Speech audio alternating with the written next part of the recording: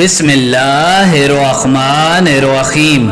شروع اللہ تبارک و تعالیٰ کے نام سے جو بڑا مہربان اور نہایت رحم کرنے والا ہے۔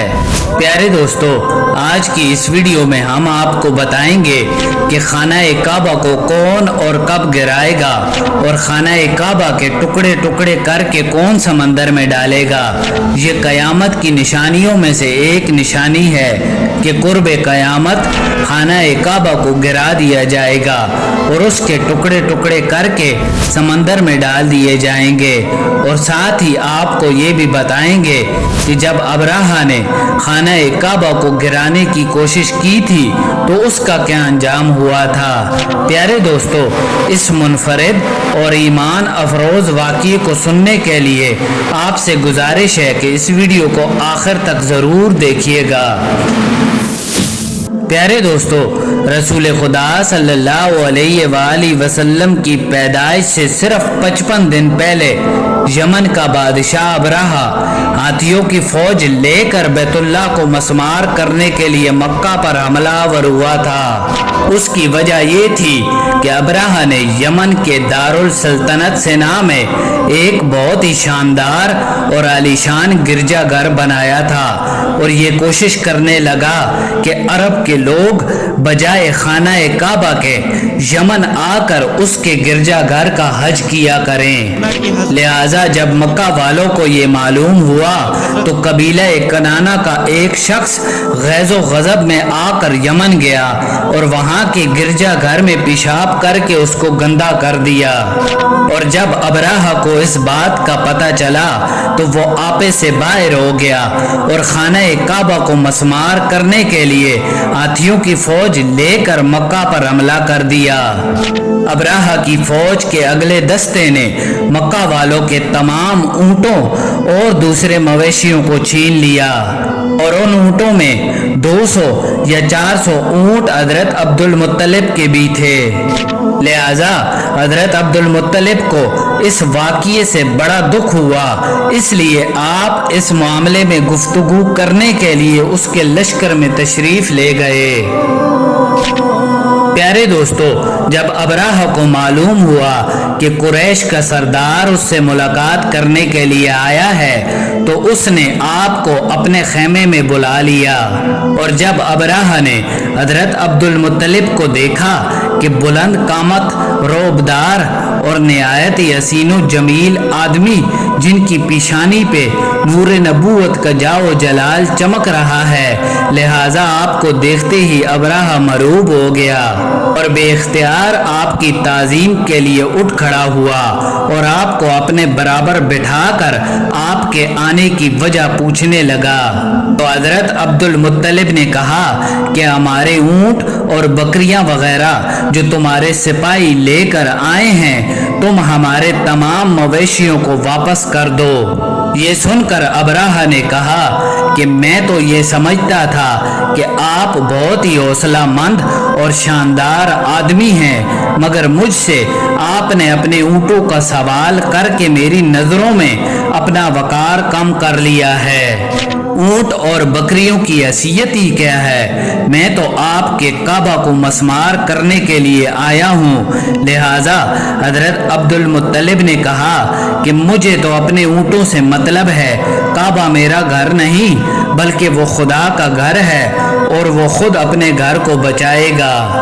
یہ سن کر ابراہہ کہنے لگا، اے سردار مکہ، میں خانہ کعبہ کو گرا کر اس کی اینٹ سے اینٹ بچا دوں گا اور روئے زمین سے اس کا نام و نشان مٹا دوں گا۔ یہ سن کر حضرت عبد المطلب نے کہا کہ پھر تم جانو اور خدا جانے۔ پیارے دوستو، اس گفتگو کے بعد ابراہہ نے تمام جانوروں کو واپس کر دینے کا حکم دے دیا۔ لہٰذا حضرت عبد المطلب اپنے تمام اونٹوں اور بکریوں کو لے کر گھر چلے آئے اور مکہ والوں سے فرمایا کہ تم لوگ اپنے مال مویشی لے کر مکہ سے باہر نکل جاؤ۔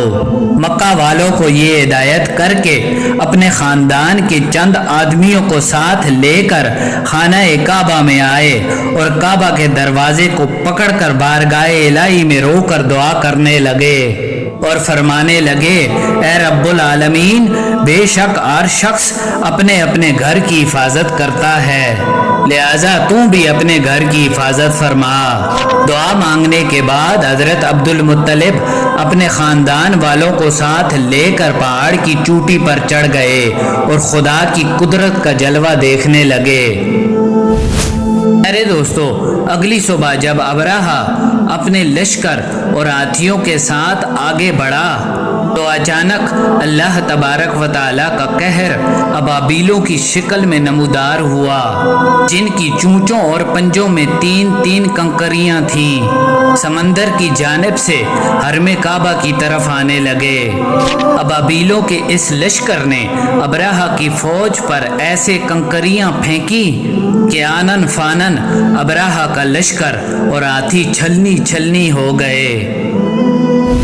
پیارے دوستو، ابابیلوں کی یہ سنگ باری اللہ تبارک و تعالیٰ کے قہر و غضب کی ایسی مار تھی کہ جب کوئی کنکری کسی فیل سوار کے سر پر پڑتی تھی تو وہ اس آدمی کے بدن کو چیرتی ہوئی ہاتھی کے بدن سے پار ہو جاتی تھی۔ لہٰذا ابرہہ کی فوج کا ایک آدمی بھی زندہ نہیں بچا اور سب کے سب اس طرح ہلاک و برباد ہو گئے کہ ان کے جسم ٹکڑے ٹکڑے ہو کر زمین پر بکھر گئے۔ پیارے دوستو، ابرہہ اور اس کے لشکر کا انجام دیکھ کر حضرت عبد المطلب پہاڑ سے نیچے اترے اور اللہ تبارک و تعالیٰ کا شکر ادا کیا۔ حضرت عبد المطلب کی اس کرامت کا دور دور تک چرچا ہو گیا اور تمام اہل عرب ان کو اور زیادہ عزت و احترام کے ساتھ پیش آنے لگے۔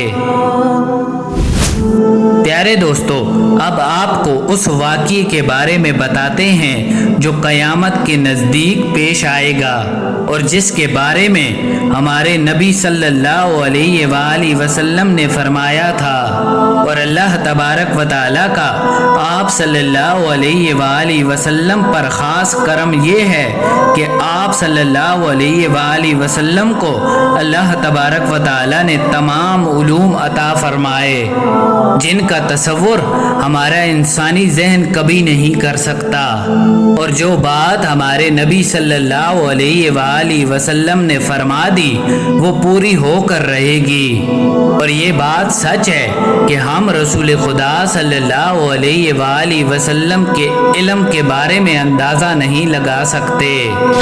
رسول خدا صلی اللہ علیہ وآلہ وسلم نے اپنے سے پہلے گزرے ہوئے انبیاء کرام اور ان کی امتوں کے ساتھ ساتھ آنے والے وقتوں کے بارے میں بھی اپنی امت کو آگاہ کر دیا تھا۔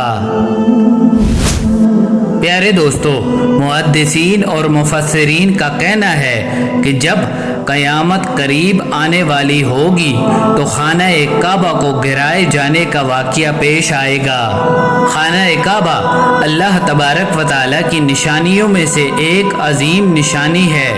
جب تک کعبہ قائم ہے اس وقت تک دنیا بھی قائم و دائم رہے گی، اور جب خانہ کعبہ کو گرا دیا جائے گا تو قیامت قائم کر دی جائے گی۔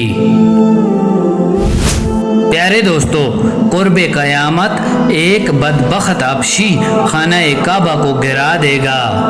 اس ملعون حبشی کے بارے میں رسول خدا صلی اللہ علیہ وآلہ وسلم نے ارشاد فرمایا کہ ایک چوڑی پنڈلیوں والا حبشی خانہ کعبہ کو گرائے گا۔